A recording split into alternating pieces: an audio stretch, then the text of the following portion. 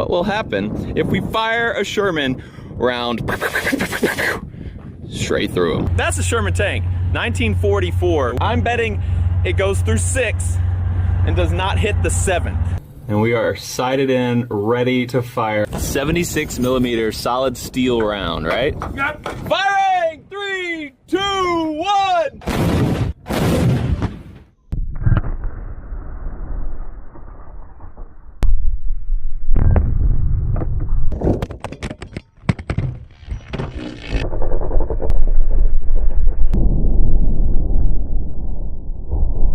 This was our number 1 right here, and then this is our number 2, so this one, all the way through. This thing is just tumbling by this point. This is number 3. Number 4, looks like it's completely the opposite direction here on number 5. Number 6 right here, dented it very badly and bounced down on the ground